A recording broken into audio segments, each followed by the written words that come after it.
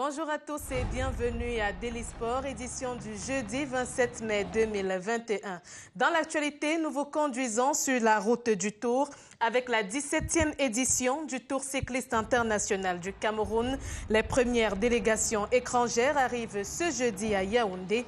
À 2 jours de la compétition, la fièvre monte côté organisation. C'est le dossier de la rédaction.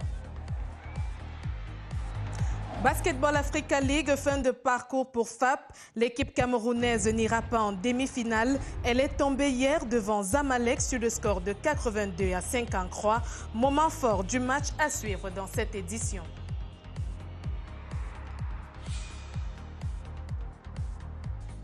Et puis football féminin, Canon vise Amazon. Les deux formations sont au coude à coude cet après-midi dès 14h au stade annexe numéro 1 de l'Omnisport à Yaoundé. Amazon FAP compte bousculer le classement et se positionner comme leader. C'est un match en retard de la 14e journée. Voilà pour les Tigres. La suite, c'est après ce message. Le coronavirus est une réalité. C'est un virus redoutable qui tue. Acceptons les perturbations qu'il nous impose. Limitons sa propagation. Respectons les gestes barrières et toutes les mesures prescrites par le gouvernement. Il y va de notre vie à tous. En cas de non-respect, vous vous exposez aux sanctions prévues.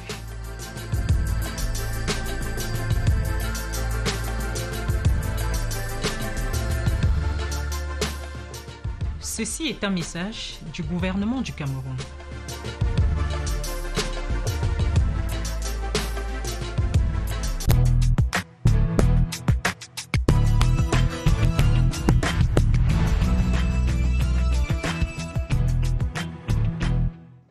Petite Reine, 17e Tour cycliste international du Cameroun, le mercure s'élève. À 2 jours du premier coup de pédale, l'on annonce ce jeudi l'arrivée des premières délégations étrangères en terre camerounaise. Le président du collège des commissaires de course, le Français Max Michaud, l'opérateur de la photo finish Nicolas Philippon arrivent en début de soirée. Cette nuit, les équipes de Hollande, de France et du Bénin vont atterrir à l'aéroport international de Simalem. 8 étapes sont à parcourir cette année pour repartir avec le maillot jaune. Ce sera une édition sous fond Covid. Baldwin Sama nous présente la compétition.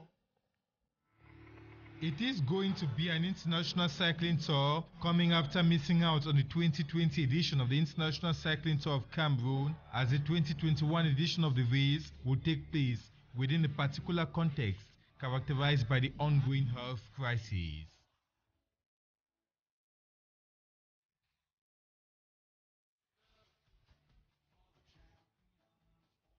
Spread of the coronavirus will see this year's edition of the International Cycling Tour of Cameroon take a different twist, with emphasis to be laid on the respect of outlined barrier measures to break the contamination chain of the virus. The organizing committee has put in place measures to ensure a systematic screening of the different delegations upon arrival, with regular screening to be carried out equally throughout the race course.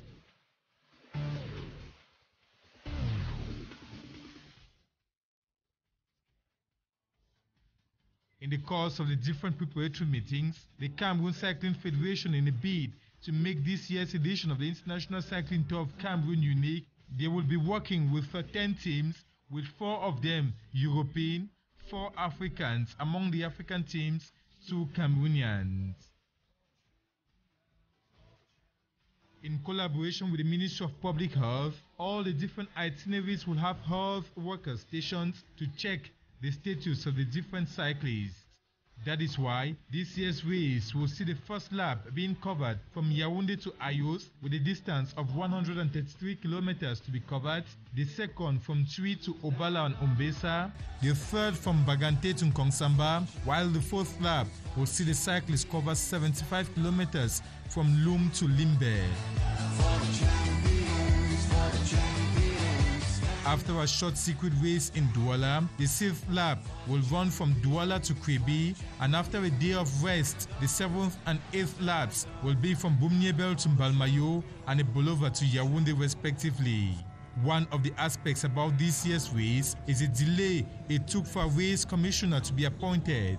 French-born Max Michaud has been retained as the race commissioner for this year's edition of the International Cycling Tour. And why not talk about the death of the national cycling coach of Cameroon, Dieudonné Ntep, recently? His death will certainly affect the performance of Team Cameroon, where some cyclists had already started working with him ahead of the race. The race, therefore, will be an opportunity for the different cyclists to pay their last respects to the fallen hero.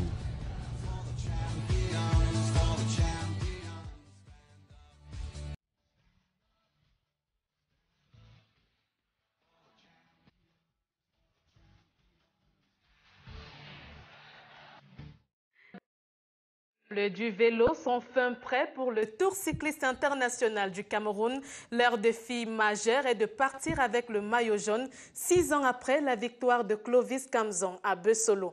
Mais comment se sont-ils préparés? Armand Ambassa nous donne plus de précisions. Kamzon à Bessolo, Yola Artus, Yahou Gadji, Kono Idris, Wore Nunawe Rodrigue, Funken Kemchon Ismaël. Pour la team Cameroun, nous avons Issa Badjoda, Jassé Kokuna, Kosoko Sadik Jérémy, Kamdem Jordan, Djonkwe Ivan, Sanjuel. Voilà les cyclistes. Les 12 Camerounais dont la liste vient d'être dévoilée ont travaillé pendant plusieurs mois sous la houlette du regretté Dieudonné Ntep et du directeur technique national qui a pris le relais après le décès de l'entraîneur de l'équipe nationale. Vous les avez suivis un tout petit peu à Douala dimanche dernier. Les gars se battent et ils attendent de voir les étrangers qui viennent. Nous ne connaissons pas la Bulgarie. On n'a jamais couru avec les Bulgares. Les Béninois nous connaissons, les Maliens nous connaissons, les Burkinabés nous connaissons, mais les Bulgares, nous ne les connaissons pas. Les gens qui viennent de Martigues, les gens qui viennent de la Hollande, nous les connaissons. Et comme tout le monde vient dans la compétition pour gagner, les premiers jours vont faire à ce que les directeurs sportifs puissent voir quelle est la stratégie à adopter pour les jours suivants. S'il est évident que les cyclistes camerounais se sont entraînés dans l'anonymat et loin des objectifs des caméras, le directeur technique national rassure sur le moral des troupes. Depuis que les gars sont en stage, nous essayons d'utiliser tous les terrains, les descentes, les plats, les montées. Parce que chaque coureur a une particularité. On peut être grimpeur, on peut être rouleur, on peut être rouleur-grimpeur, on peut être descendeur, ainsi de suite. Donc il faut exploiter tout le terrain pour que les gars puissent faire quelque chose dans la compétition. Et c'est sur la base des entraînements effectués en guise de reconnaissance du parcours que les 12 cyclistes sur les 19 en stage ont été sélectionnés. Lorsque vous êtes présélectionné dans une compétition, il faut fournir des efforts, montrer aux encadreurs que vous êtes en mesure de faire quelque chose dans cette compétition-là. Et quand on va donc dans la compétition, on essaie de voir si les éléments que nous avons peuvent répondre et nous satisfaire à ce que nous voulons. C'est pour cette raison que vous allez trouver que dans l'équipe de la SNH, vous avez des grands noms que vous connaissez bien. Kamzon à Bessolo, Tela Artus, Yahou Gadji, Kore Nunawe, Vunken Kemchop, mais avec un jeune, Kono Idris. Dans la team Cameroun, vous avez Bissa Badjoda, Jassé Popuna, Kosoko Sadikou, Kamdem Jordan, Zanjuel et un jeune encore, Djonkwe Ivan. Donc ils nous ont satisfaits dans les entraînements et ils ont été sélectionnés. Remporter le maillot jaune à l'issue de cette 17e édition du Tour cycliste international du Cameroun, c'est le défi majeur à relever par ces deux équipes camerounaises qui doivent également harmoniser leur stratégie. Nos enfants, après le stage qu'ils viennent de faire, qu'ils vont pouvoir nous permettre de sourire. Parce que, vous savez, cette compétition se passe à un moment difficile. Déjà, il y a le Covid, d'un, et de deux, on est en train d'organiser cette compétition pratiquement en saison de pluie. On va avoir beaucoup d'étapes en pluie. Mais j'ose espérer que nos enfants vont tenir puisque nous sommes dans notre pays, nous devons tout faire pour supporter toutes les intempéries que nous allons trouver. Je peux dire que nos coureurs sont fin prêts. La performance de ces cyclistes camerounais reste donc attendue face aux cyclistes venus du Bénin, de la Côte d'Ivoire, de la République démocratique du Congo, du Burkina Faso, de la Bulgarie et de la France. Parmi les Camerounais appelés à défendre le vert ou jaune au cours de cette course à vélo sur route, l'on remarque la présence de certains lions indomptables habitués de la compétition. Clovis Kamzon Abesolo en est la parfaite illustration pour avoir remporté plusieurs trophées. Il n'est pas seul, il y a aussi Arthur Stella, Idriss Durel et bien d'autres que Virginie Edima nous présentent. Suivons. Là, Artus, Yahou Gadji, Kono Idriss, Ore Nunawe Rodrigue, Funken Kemchon Ismaël. Pour la team Cameroun, nous avons Issa Badjoda, Jassé Kokuna, Kosoko Sadik Jérémy, Kamdem Jordan, Djonkwe Ivan, Sanjuel. Voilà les cyclistes. La liste des coureurs rendue publique par le directeur technique national de cyclisme Joseph Evouna est sans grande surprise. Pour la team SNH Vélo Club, Clovis Kamzon Abesolo, un habitué de la compétition qu'on ne présente plus, vainqueur du Tour du Cameroun en 2015 et du Grand Prix Chantal Biya en 2017. En janvier 2020, il devient le tout premier cycliste de la sous-région Afrique centrale à remporter une victoire d'étape à la Tropicale Amissa Bongo du Gabon. Cycliste africain de l'année 2019 et 32e au classement de l'Union cycliste internationale Africa Tour, Clovis Kamzon Abesolo est sans aucun doute l'un des meilleurs atouts de la Société nationale des hydrocarbures version vélo. Présent au sein de la Team Cameroun depuis 2016, Arthur Stella est également l'une des pièces maîtresses de l'équipe de la SNH dont il arbore le maillot depuis 2018. Lors de l'édition de 2016, il remporte la 8e étape. Il a aussi participé au Tour de Côte d'Ivoire ainsi qu'au Tour de la République démocratique du Congo en 2019 où il est vainqueur de la 4e étape. 94e au classement UCI Africa Tour au 6 avril 2021, Yahou Gadji est présent au Tour cycliste du Cameroun depuis l'édition 2017. Avec 0 victoire et 0 podium, le coureur espère glaner une victoire d'étape lors de cette 17e édition. Sociétaire de SNH Vélo Club depuis 2017, la participation de Bissa Badodja au Tour du Cameroun remonte, elle, à 2014. Le cycliste a participé au Tour du Rwanda, où il s'est classé 48e à la première étape. Sacré champion du Grand Prix de l'eau de Douala en 2019, Idriss Durel Kono est aussi un habitué de la compétition. 26e à la 5e étape du Grand Prix Chantal Biya en 2020, Idriss Kono devra relever le défi de remporter une victoire d'étape dans ce tour cycliste dont le départ sera donné samedi prochain. Et pour être tout à fait complet sur ce dossier du cyclisme, nous recevons sur ce plateau le directeur de la communication du Tour. Son nom, c'est Jean-Baptiste Biaye. JBB, bonjour et merci d'être venu. Bonjour Rosalie, bonjour à tous les amis sportifs, bonjour à tous les amoureux de la petite reine. Le compte à rebours est lancé, la fièvre grimpe côté organisation. Pouvez-vous nous dire la particularité de la 17e édition du Tour cycliste international au Cameroun? D'abord, sur le plan organisationnel, je voudrais dire que nous avons mis les petits plats dans les grands. Comme vous le savez très bien, la compétition est placée sous le très haut patronage de Monsieur le Président de la République, comme déjà lors des dernières 16 éditions.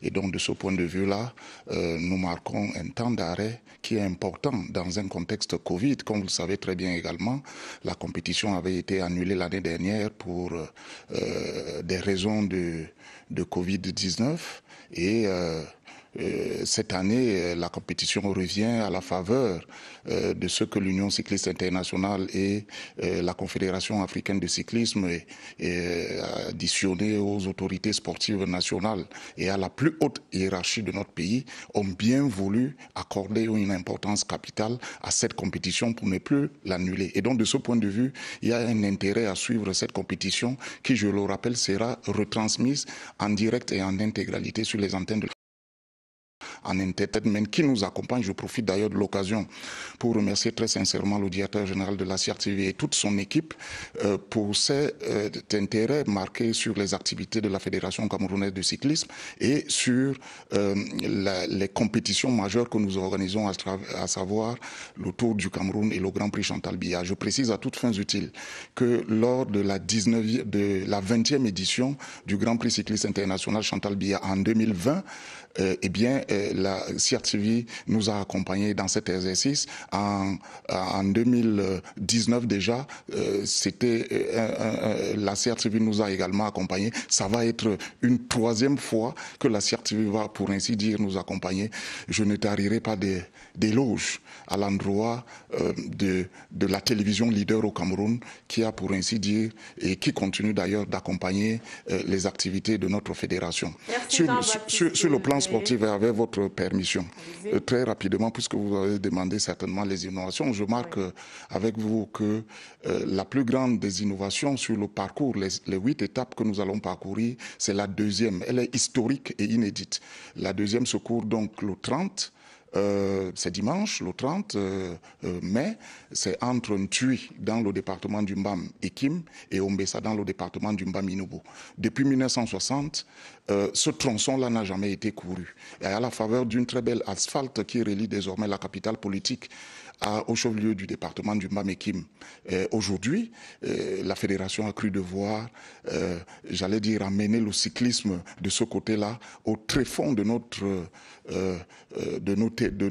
contrée pour qu'on essaye à peu près de le voir ces gens-là, n'est-ce pas, passer. Je vous fais grâce de ce que, sur cet axe-là, il y a un nouveau pont sur le fleuve Nachtigal qui mesure 400 mètres.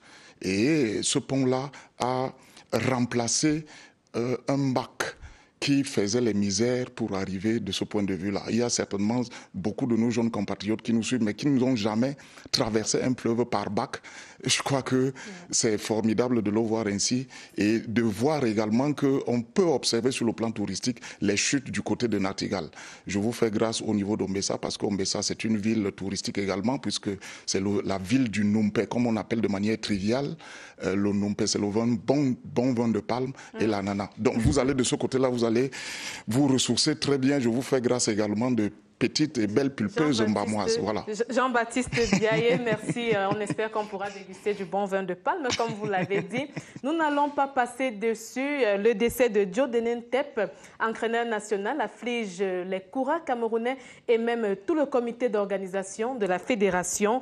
Comment est-ce que vous comptez lui rendre hommage au cours de cette 17e édition? Alors, toute la compassion émue de la Fédération camerounaise de cyclisme à l'endroit de la famille de M. Dieudonné Ntep, qui était entraîneur national et qui nous a quittés brutalement le 10 mai dernier au cours d'un accident de la circulation alors qu'il se rendait en mission au Bénin. C'était tout au niveau de Mbankomo. Il devait d'abord rallier Douala pour remplir un certain nombre de formalités de voyage et afin de prendre l'avion pour l'amener au Tour du Bénin qui s'est achevé un peu plus d'une semaine. D'ailleurs, le Cameroun n'a plus participé à ce tour-là compte tenu de cette circonstance douloureuse. Et donc, ces obsèques sont programmées pour les 18 et 19 juin prochains. Et donc, les coureurs aujourd'hui ont le moral au beau fixe. Ils sont prêts à honorer la mémoire. Si je m'en tiens aux déclarations des directeurs sportifs, ils sont prêts à honorer la mémoire de Dieudonné Ntep qui nous a quittés les armes à la main. On parlerait comme les soldats qui tombent les armes à la main dans un champ de bataille. Toute notre compassion émue à l'endroit de la grande famille du cyclisme camerounais, mais également à la famille de l'illustre disparu. Jean-Baptiste Biaye, au cours de la 5e réunion d'évaluation préparatoire à cette compétition, un maillot vert a été octroyé à la CRTV. De quoi s'agit-il exactement? Écoutez, j'ai déroulé dès l'entame de cette émission tout le bien qu'on pense de la télévision Reader, à savoir la CRTV, pour cet accompagnement-là. Monsieur le président de la Fédération camerounaise de cyclisme et président du comité d'organisation du Tour du Cameroun a décidé solennellement d'offrir un maillot vert à la CRTV, un maillot qui coûte 20 millions de francs CFA. Parce que vous savez, tous les maillots que nous mettons à la disposition de nos coureurs, y compris le maillot jaune, le maillot à pois rouge, le maillot blanc. Vraiment, c'est des coûts de 20 millions de francs CFA. Je ne dis pas que la CRTV a versé à la fédération 20 millions de francs CFA, parce qu'il y a des gens qui écoutent seulement la télévision à l'envers. Mais je dis que ce maillot-là coûte 20 millions de francs CFA. Il a été gracieusement offert à la CRTV pour reconnaître les efforts que la CRTV déploie pour accompagner le sport de manière générale et le cyclisme en particulier. Alors, que représente le maillot vert? Le maillot vert est le maillot du porteur, du vainqueur, du premier au classement général au point en cyclisme. C'est-à-dire que, et pour arborer ce maillot, les commissaires de course évaluent les coureurs qui traversent généralement au cours d'une étape ce qu'il est convenu d'appeler les sprints intermédiaires. Vous verrez, vous qui serez sur le tronçon, vous verrez que sur des axes, sur la route, il y a des marquages. On met SI. Le SI signifie sprint intermédiaire. Il peut en avoir sur une étape 2 ou 3 sprints intermédiaires. C'est-à-dire que les 3 premiers à traverser les sprints intermédiaires sont jugés à la fin. Et il y a un vainqueur de ce sprint intermédiaire, c'est celui-là qui porte le maillot vert. Donc, maillot, je le rappelle, le maillot vert distingue le premier au classement général par points. Et pour qu'on donne les points là, parmi les 3 premiers qui traversent les sprints intermédiaires, le premier à traverser tous les sprints intermédiaires est évalué à 6 points. Le deuxième est évalué à 4 points et le troisième est évalué à 2 points. C'est l'addition de tous ces points durant une étape qui donne droit à ce maillot vert. Que la CRTV va arborer pendant la compétition. Oui, tout à fait. Je crois que nous avons pensé que Monsieur le directeur général nous fera l'honneur d'être partout pour remettre personnellement ce prix-là. Auquel cas, il devra désigner un de ses collaborateurs qui pourra à toutes les étapes accompagner, en tout cas remettre ce maillot au vainqueur des sprints, comme je viens de l'expliquer tantôt. C'est noté, les premières délégations arrivent donc aujourd'hui en terre camerounaise. Le Français Max Michaud et certains coureurs étrangers.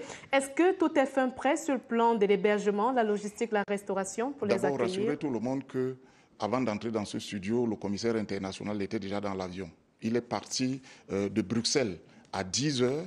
Il est dans les airs en ce moment. Il débarque à l'aéroport international de Yaoundé-Nsimalen à 18 h 40 par vol d'Air France. En sa compagnie, une équipe française, notamment Martix, et le responsable de la photo finish, n'est-ce pas, qui est également français, qui était d'ailleurs autour du Bénin, Nicolas Philippon.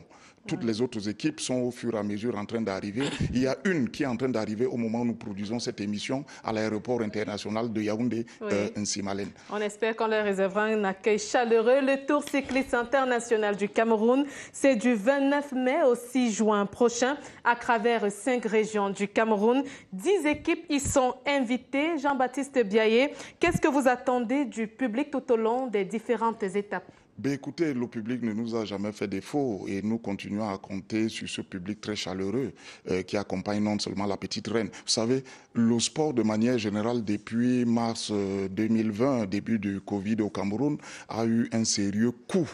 N'est-ce pas, sur les activités de manière générale. Et quand il n'y a pas une activité sportive, c'est comme s'il n'y a plus la vie.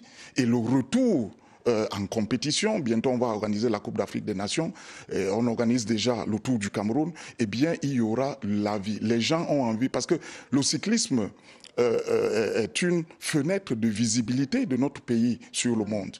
Nous avons également à présenter nos richesses touristiques, économiques, même culturelles, mais je voudrais dire notre intérêt auprès de la population reste grand, surtout les populations des métropoles où il y a engouement. Je pense ici au littoral de manière générale, puisque nous allons parcourir une partie du littoral.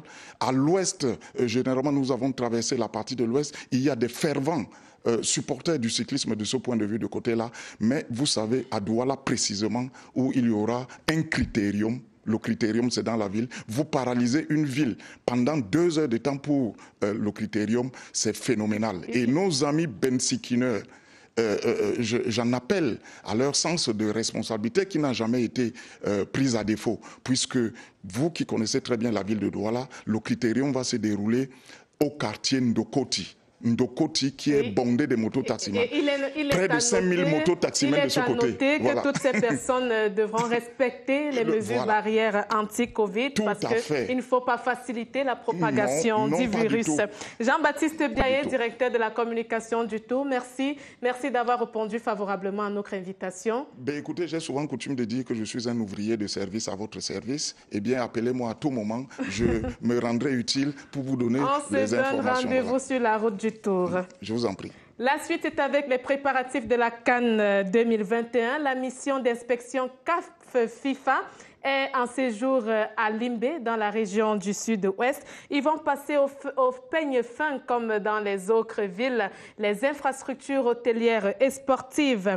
Dans leur randonnée nationale, ils étaient hier dans la cité économique où ils ont pu apprécier le stade Mbappé-Lépé. Edouard Penda. Les inspecteurs de la CAF et de la FIFA, conduits par Anthony Bafou et Colin Smith, ont été accueillis à l'aéroport international de Douala par les autorités de la région. Ils ont tour à tour, sous une forte pluie, visité le stade de Douala-Japoma, le stade de la réunification, le stade d'entraînement de Bonamoussadi et le stade Mbappé-Lépé à Akwa pour s'assurer du respect des normes. Nous nous réjouissons de ce que l'instance fêtière internationale du football honore le Cameroun avec la CAF en association de cette mission d'inspection.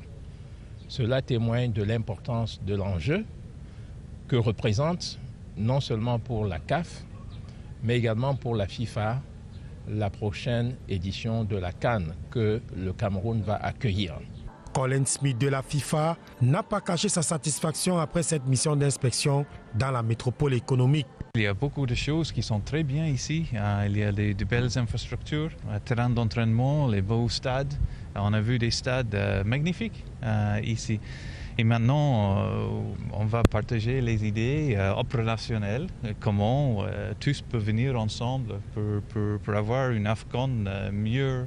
Après Douala, la mission conjointe CAF-FIFA est attendue à Limbé, dans la région du sud-ouest. En plus des stades, la délégation CAF-FIFA a également apprécié les structures hôtelières de la cité économique Douala. Voyons tout cela avec Jules Ndema dans le littoral. 7 hotel facilities were visited this Wednesday by the joint CAF and FIFA mission in Douala. Rooms, conference halls, accessibility, parkings, anti-COVID-19 measures, all aspects were screened to assure a hitch-free AFCON Cameroon 2021 in Douala. Le matériel est ici, d'accord, mais on attend les dernières finitions, les dernières décorations avant d'installer le matériel. In this facility, last-minute touches are made. The objective is to be set on time for the football jamboree. The delegation was composed of representatives of FIFA, CAF, administrative authorities, FECAFOOT officials, among others. Few weeks to the AFCON draws, and while waiting for CAF's final report, economic operators are confident in Douala. After the visit of the hotels, you can read on the face of all those members of the commission that they are satisfied. Cameroon is ready, and in particular, Douala is ready with hotels.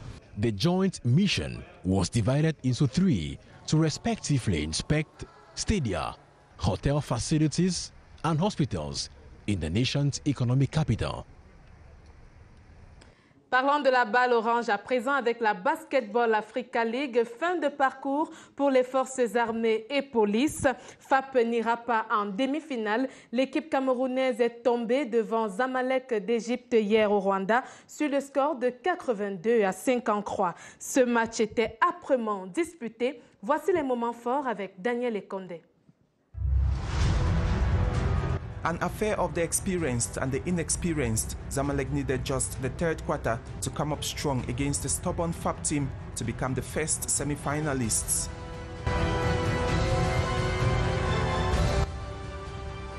FAP did everything right defensively to win the first quarter 16-12. The ball comes out wide as the chance, Solo Diabate.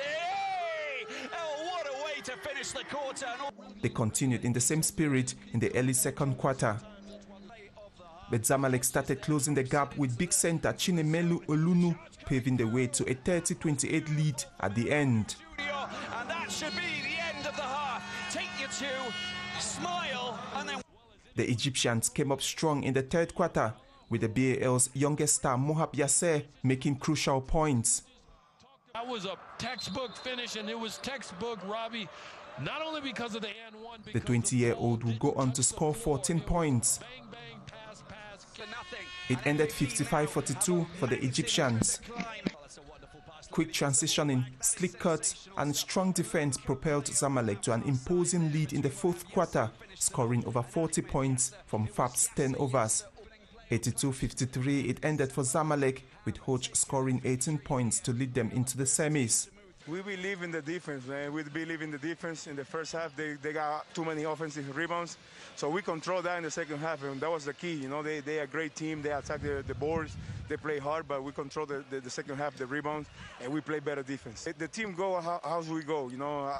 It depends how Anas and me myself play, you know. The team will go, so we have to, you know, put pressure.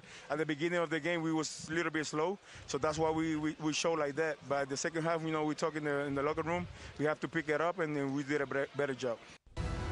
The other semi-final pitting Petro Luanda and AS Saleh saw the former outlasting the latter 79-72. Luanda will now meet Zamalek in the semis.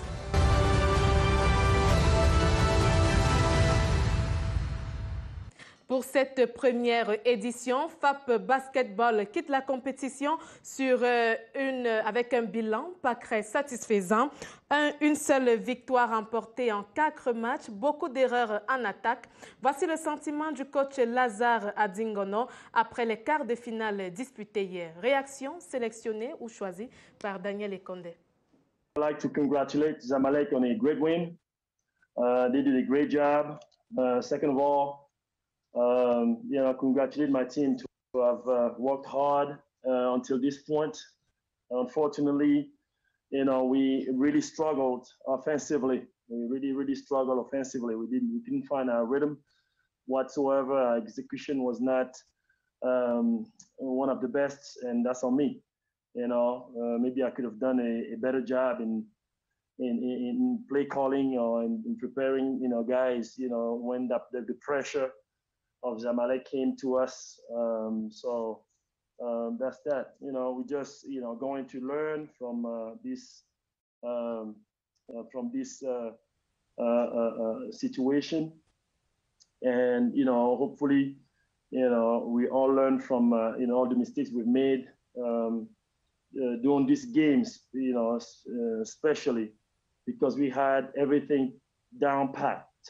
We prepared, we knew what was going to happen, we had it all down packed.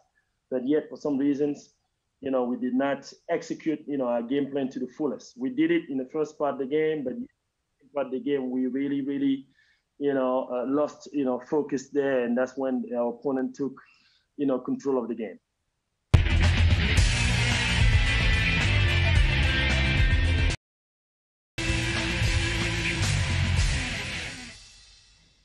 Direction les stades de football à présent avec le joueur d'Océan, Nestor Kamga. Bonjour. Bonjour Rosalie Sofinke, amis sportifs, bonjour. Kanofi et Amazon Fab de Yaoundé sont au coude à coude cet après-midi dès 14h au stade annexe numéro 1 de l'Omnisport. C'est un match en retard de la 14e journée du championnat national de football féminin. Amazon Fab, qui sort d'une victoire d'1-0 devant Caïman FC de Douala, aura là l'occasion de s'installer provisoirement sur le fauteuil de leader.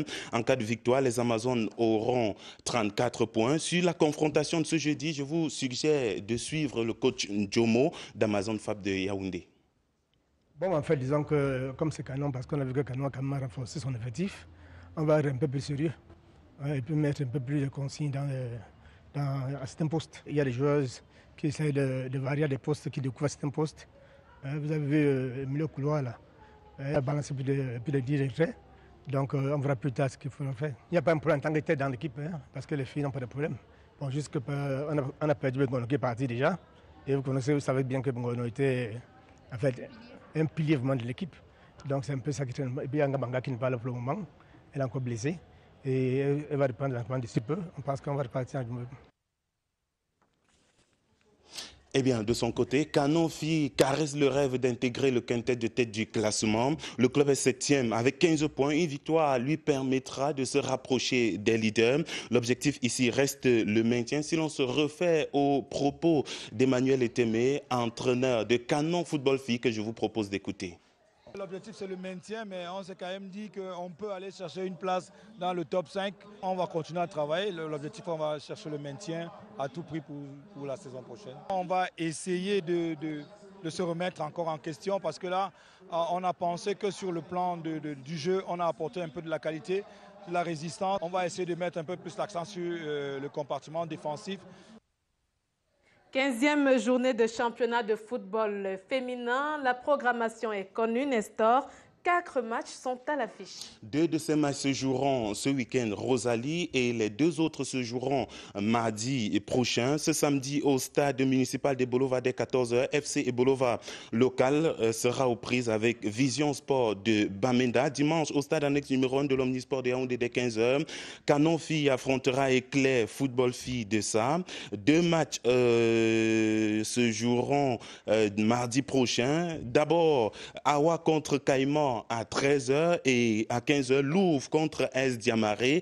Les 2 matchs se joueront au stade annexe numéro 1 de l'Omnisport de Yaoundé. Un autre tableau que nous vous proposons à l'instant avec le secours de la réalisation met en relief le super match de la 21e journée du championnat national de football féminin. Awa Football Phi contre Louvre Mine Prof seront au coude à coude samedi dès 15h. Un match avancé de la 21e journée, avons-nous d'ores et déjà dit, qui sera retransmis en direct et en intégralité sur les ondes sur CRTV Sport and Entertainment, prise d'antenne 14h, une réalisation de Benjamin Bidja sur le terrain. L'équipe vainqueur prendra la tête du classement. Les 2 clubs n'ont pas encore perdu de match. On en reparlera dans un très court instant avec nos invités sur ce plateau, Rosalie. Le temps pour nous de suggérer à nos téléspectateurs de se régaler à l'instant en regardant tout simplement quelques-uns des meilleurs buts de ce championnat national de football féminin.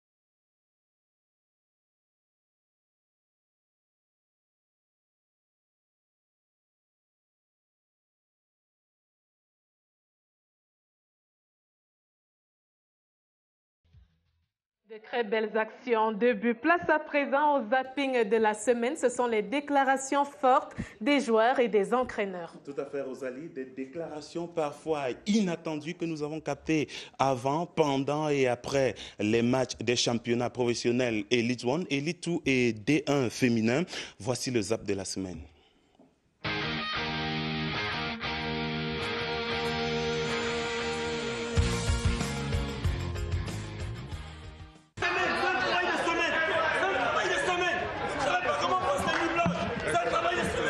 Bon, en fait, ça doit être le travail de toutes les 2 équipes, hein, parce qu'on a estimé que l'arbitre n'avait pas pu les 2 équipes s'en plaindre. Nous, on se plaignait, ça veut dire qu'on pense à notre avis que l'arbitre n'a pas le niveau.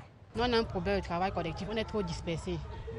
Puisque c'est aujourd'hui que d'autres sont arrivés ce matin et d'autres sont arrivés hier sortant du Nord. Bon, nous, on était bien que 5 ici à Yaoundé.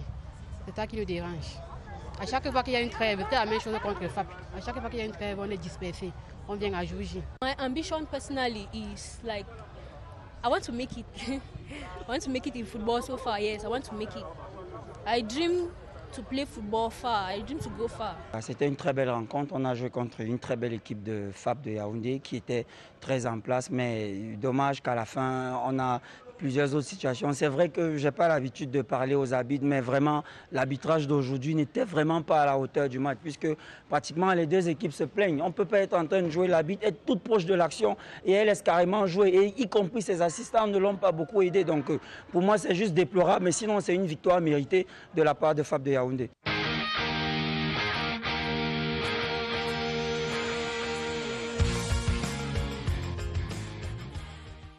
Le super match de la 21e journée du championnat de football féminin va se jouer entre Awa FC et Louvre Mimprof. Match à suivre en direct ce samedi dès 15h au stade annexe numéro 1 de l'Omnisport et même sur les antennes de CRTV Sport. Nestor Kamga a déjà fait la passe à deux dames. Elles sont en duel sur ce plateau. Elles sont des représentantes des deux clubs Awa et Louvre Mimprof. Bonjour mesdames. Bonjour. Bonjour. Je vais commencer par Augustine Ngombak Batoum, c'est la joueuse de Louvre Mimprof. Merci d'être venue sur ce plateau. Merci à vous. Il y a également Georgette Ngoboum, elle est la joueuse d'Awa FC. Bonjour. Bonjour, madame. Ce seront les deux joueuses à suivre ce samedi sur le stade annexe numéro 1 de l'Omnisport. Madame de Louvre Mimprof, dans quel état d'esprit préparez-vous ce super match de la 21e journée? Merci de me passer la parole. Je crois que ce match est un match très capital pour nous. Dans quel état d'esprit? Nous sommes très galvanisés et très motivés. Et nous sommes aussi très concentrés parce que nous respectons l'adversaire. Donc, s'il faut parler de l'état d'esprit, nous sommes beaucoup plus concentrés et très motivés par rapport à ce match. Georgette Ngoboum, juste en face de vous, sera en duel avec vous également au stade. Vous, comment avez-vous préparé ce match? Votre adversaire se dit assez galvanisé. Merci également. Je vais renchérir. Et nous sommes aussi bien galvanisés et en toute sérénité sur le plan moral et physique à affronter Louvre Mimprof. Et parlons des entraînements sur le plan tactique. Comment vous êtes préparés à faire face à vos adversaires de ce samedi? Là, il va parler de l'entraîneur qui sait s'y prendre et qui sait vraiment ce qu'il faut pour pouvoir affronter notre adversaire. Comment comptez-vous, Madame Augustine Ngombak, quel est l'enjeu principal du match de ce samedi? Je pense que l'enjeu principal, c'est que nous sommes tenants du titre de ce championnat et nous comptons le rester. Donc l'enjeu, il est énorme pour nous. Et il va aussi de notre orgueil parce que tenir ce titre et nous tenons à toujours rester au top. Donc l'enjeu pour nous, il est très énorme, il est très grand et nous comptons tout faire pour garder notre place de leader. La joueuse d'Awa FC, est-ce que vous comptez faire un sursaut d'orgueil pour comment dirais-je cela, pour contrecarrer votre adversaire Louvre Mimprof? Est-ce que vous pensez pouvoir dominer cette équipe déjà assez sûre d'elle?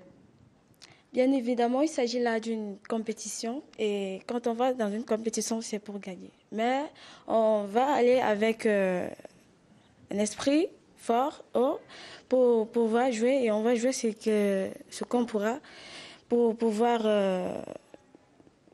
tenir le coup et peut-être prendre la première place. Donc, Louvre compte maintenir sa place de leader et vous, quels sont vos objectifs? Oui, on compte aussi prendre le premier rang et donc on va jouer avec beaucoup de courage et sérénité aussi. Et qu'est-ce que vous attendez, chacune de vous, des personnes qui vous supportent, de vos fans? Quelles sont vos ambitions pour la suite? Nos ambitions sont énormes parce que c'est une première fois qu'on a mis sur pied l'édition de la Champions League. Et pour nous, on dit merci à tous ceux qui ont mis ça en place. Mais par rapport à nos supporters, nous disons d'abord merci parce que c'est pas évident de se placer dans les gradins et crier pour nous. Nous sommes généralement émus quand nous jouons. Et pour eux, nous les promoteurs de tout donner pour eux qu'ils puissent être toujours fiers de nous, toujours être contents, tout en sachant que le sport c'est un sport dont à tout moment on peut avoir un vainqueur ou un gagnant, mais nous leur promettons que nous allons tout donner dans le stade et sur le terrain pour pouvoir mener à bien nos actions et nous voulons leur nous ne pouvons pas leur dire que c'est déjà gagné parce qu'il y a un adversaire en face que nous devons respecter. Mais nous leur promettons que nous allons tout faire sur le terrain pour qu'ils soient fiers de nous, en fait. Parlons un tout petit peu de vous. Dites-nous, quel est votre parcours dans le football? Comment est-ce que vous avez fait pour arriver à jouer avec Awa? Déjà, étant toute petite, j'ai aimé le football parce que j'étais très souvent avec les garçons. Et c'est en classe de 6e qu'un frère me fait parcourir une équipe masculine. Où je commence avec les garçons. Et à l'âge de la maturité, il y avait déjà les signes secondaires qui apparaissaient. C'est là où j'intègre Jeunesse sportive de Yaoundé en 2e division. Et en 2e division, j'intègre Awa FC jusqu'à présent. Et vous jouez à quel poste? J'évolue sur le poste de milieu de couloir, milieu excentré dans un langage moderne. Voilà. Et dites-moi, comment vous faites pour garder votre féminité quand on sait que vous êtes dans un milieu qui est influencé par le côté masculin? Vous réussissez à rester femme et à vous apporter même des couleurs traditionnelles de notre pays. Comment vous faites? Quel est votre secret? Bon, on joue au football, ça ne veut pas dire que nous sommes des hommes déjà. Et la féminité, je crois aussi que c'est psychologique. Donc, avec beaucoup de conseils aussi et d'encouragement, parce que il y a toujours la maman à la maison qui ne cesse de dire tu n'es pas un garçon. Et donc, c'est ça en fait qui me fait rester dans mon enclos féminin. Ça, c'est super. Et vous, quel est votre rêve? Vous avez plutôt un look de garçon manqué. Quel est votre rêve? Vous revenez? Quelle est la joueuse ou alors la joueuse de football qui vous fait rêver? Que ce soit au Cameroun et même ailleurs. Je vais d'abord commencer par mon pays. La joueuse qui me fait rêver, elle est au courant de ça, c'est Gabrielle Onguéné. Parce que nous jouons d'abord au même poste. Et je l'observe beaucoup et j'apprends beaucoup d'elle. En fait, c'est grâce à elle que j'ai décidé de pouvoir jouer et de me mettre beaucoup au travail. Et bon, sur le plan international, c'est Morgane, la joueuse américaine. Ouais. Elle est vraiment extraordinaire. Ouais. Et bon, pour que je puisse atteindre leur niveau, parce qu'il faudrait dire que c'est du haut niveau, il faut que je travaille énormément. Et c'est ce que je fais tous les jours, et en gardant bien évidemment une très bonne discipline de vie, parce que c'est la discipline de vie qui fait le sportif. Si nous ne sommes pas bien encadrés sur le plan de l'hygiène de vie, nous n'aurons pas une bonne et belle carrière. Bon, en ce qui concerne mes modèles, ce sont les deux là, en fait. Oui. Alors, vous êtes face à votre adversaire sur ce plateau. C'est inédit. Qu'est-ce que vous pouvez dire à votre adversaire de samedi? Un face-à-face. Un face-à-face, moi, je lui dis, bon, comme le sport promeut le fair play, moi, je lui dis bon match parce que ça va se jouer, en fait. Un retour? Oui, la balle est ronde, que la meilleure gagne. Que la meilleure gagne. Rendez-vous ce samedi 15h sur la pelouse du stade annexe numéro 1 de l'Omnisport. Ce sera le match de la 21e journée de foot féminin. Match entre Awa FC et Louvre Mimprof. Vous pourrez suivre cette rencontre en direct sur les antennes de CRTV Sport. Mesdames, merci d'être venues. Merci à vous. Bonne chance à toutes les deux. Merci. Mesdames, Messieurs, la suite, c'est avec Diasport. À tout de suite.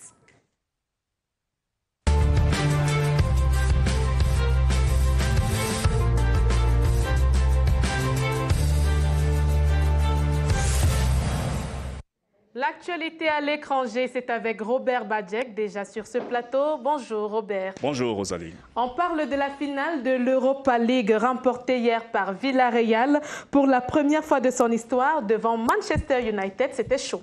Oui, le sous-marin jaune a effectivement surfé plus haut que les Red Devils. Ce premier trophée majeur du club en Europa League et premier trophée majeur en compétition européenne. Les hommes d'Unai Emery ont tenu la dragée haute au Mancunien en allant aux prolongations, bien sûr, et grâce au but, en allant aux prolongations, bien sûr, et c'est le 4e trophée d'ailleurs de son entraîneur Unai Emery qui s'est donc imposé hier face au Mancunien. Melen Kamla. Était donné favori dans cette finale d'Europa League saison 2020-2021.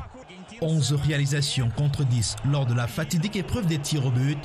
Di Ria rate son penalty, plongeant le club anglais dans une série de 4 saisons sans aucun titre.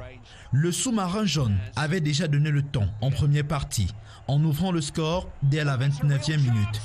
Une faute d'Edinson Cavani permet à Gérard Moreno d'inscrire son 7e but en 12 matchs sur cette balle arrêtée.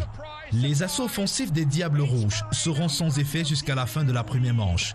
De retour des vestiaires, Manchester United reprend le jeu à son compte et le pressing haut va permettre à Edinson Cavani, opportuniste sur cette action, de remettre les pendules à l'heure à la 55e minute. Un but partout, le score restait inchangé jusqu'à la fin du temps réglementaire et même à l'issue des 30 minutes de prolongation. Suspense jusqu'au bout devant un nombre réduit de spectateurs admis dans ce stade en Pologne. Unai Emery. Après 2014, 2015 et 2016 et maintenant 2021, Unai Emery est le seul entraîneur européen à remporter 4 coupes européennes, notamment 4 Europa League. L'Espagne sera représentée dès la saison prochaine en Ligue des Champions par 5 clubs. Il s'agit de l'Atlético de Madrid, du Real Madrid, Barcelone, Séville et maintenant le Villarreal qui a obtenu son ticket hier face à Manchester United, Rosalie. La saison s'est achevée il y a quelques jours pour la plupart des championnats. Et déjà, on note des départs, notamment ceux de Zinedine Zidane et Antonio Conte. Oui, après la saison sèche et blanche du Real Madrid de cette saison, Zidane claque la porte et est désormais parti. Il ne sera plus l'entraîneur du Real Madrid la saison prochaine. Il quitte le banc des Merengues avant même la fin de son contrat qui devrait s'achever en 2022. Vainqueur de 3 Ligues des Champions avec le Real Madrid, notamment en 2016, 2017 et 2018. Zidane est annoncé pour la Juventus de Turin. Il devrait peut-être retrouver son ancien joueur phare Cristiano Ronaldo de ce côté-là. En Italie, justement, Antonio Conte, champion 2021 avec l'Inter, ne sera plus sur le banc de touche des Nerazzurri la saison prochaine. Des incompréhensions avec l'équipe dirigeante ont poussé le technicien italien à lui aussi claquer la porte de cette saison. En Liga espagnole, Karim Benzema a été désigné meilleur joueur de la saison. Oui, c'est le magazine madrilène, il faut le préciser, qui lui a décerné cette distinction. Benzema, distinction d'ailleurs devant le Lionel Messi du FC Barcelone. Benzema, 23 buts quand même cette saison et 9 passes décisives, des performances qui lui ont valu la convocation. Benzema qui arrive en sélection, en tout cas il est arrivé. Voilà. Bienvenue, ça va? Ouais, ça va. Nickel. Ouais. Hein? Ça va beaucoup aussi. Allez, bonne installation. Merci. Bonjour. Tu viens de Lyon? Oui. Ça va la famille? Non. Bien. Allez, à tous. Et en NBA, les Sixers de Joel Embiid ont dominé les Wizards pour le second match du premier tour des playoffs. Absolument, 22 points, 7 rebonds et 3 passes décisives pour le pivot camerounais face aux Wizards de Washington. 120 à 95 pour les Sixers lors de ce deuxième match du premier tour de ces playoffs. Ben Simmons, lui aussi, a inscrit 22 points, 7 rebonds et 9 passes décisives. Tout va donc très bien pour les Sixers qui remportent donc 2 des premiers matchs de ce premier tour des Sixers. Le prochain match, ce sera samedi prochain.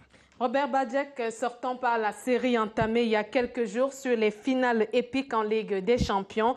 Aujourd'hui, on reparle de la finale 2012 entre Chelsea et le Bayern de Munich. Voilà, Chelsea, les Blues, qui étaient menés durant presque tout l'ensemble de la partie, ont réussi à revenir au score, notamment grâce à un but de Didier Drogba à la 93e minute. Drogba également buteur décisif, puisque c'est lui qui avait inscrit le dernier pénalty qui offrait donc le titre aux Blues. C'était en 2012. Flashback. La suite de cette série historique des finales en Ligue des Champions, ce sera demain avec la finale 2014 qui a opposé le Real à Atlético de Madrid. Robert. Le Real remportait son 10e titre en Ligue des Champions cette année-là. En tout cas, nous allons revivre cela demain. Merci d'être venu. Merci à vous. Mesdames, Messieurs, c'était tout pour Daily Sport, édition réalisée par Françoise Adia Tangana, assistée de Jean Armstrong-Jou. Au nom de toute l'équipe rédactionnelle de CRTV Sport, merci de toujours nous suivre. Prochaine édition Daily Sport, c'est demain, 11h. Ne manquez pas.